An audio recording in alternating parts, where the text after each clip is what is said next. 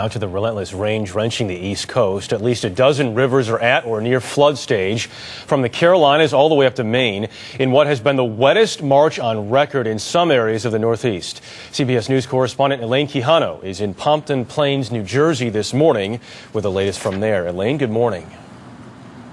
Good morning to you, Jeff. We'll take a look. This is the kind of flooding that they are already seeing in pockets all throughout the Northeast region. The rain in just the last hour has really started to intensify. They're expecting in this area to see at least 2 to 4 more inches before this is all over. Residents, as you can imagine, are bracing for more flooding.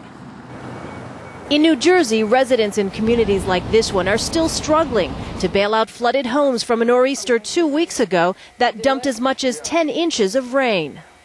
My house is gutted already. All the sheetrock is out. From Maine to Virginia, flood warnings and advisories have been posted as forecasts call for as much as 5 to 7 inches of rain over the next 2 days. The ground is saturated from the mid-Atlantic all the way up to the Northeast, not only because of the rain that we've had, but because of all the snow that has melted. In Long Island, New York last night, sirens sounded in beach communities, warning residents of potential flooding. Some people were already seeking higher ground. In Rhode Island last night, the mayor of Cranston ordered a mandatory evacuation of one neighborhood over fears that a closed bridge could potentially trap residents. I'd rather be safe than sorry, because it might be a different story if there was another way out over the bridge, but we don't have that. People could potentially be trapped.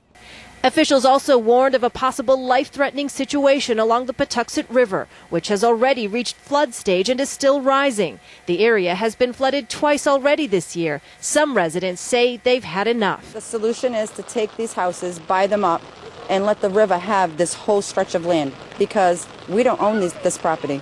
The river owns this property. Meanwhile, in neighboring Massachusetts, the governor has declared a state of emergency and mobilized the National Guard to help prepare for major flooding. Now, the rainiest March on record in Boston was back in 1953. That's when 11 inches fell in that month. To give you some perspective, nearly 10 inches of rain had already fallen before the start of this latest storm. New York City, by the way, about 3 inches away from its March record of 10.5 inches for the month. That was set, Jeff, back in 1983. Jeff. Wow. All right. Elaine Quijano live this morning in New Jersey. Elaine, thank you very much. A lot happens early on The Early Show, weekday mornings on CBS.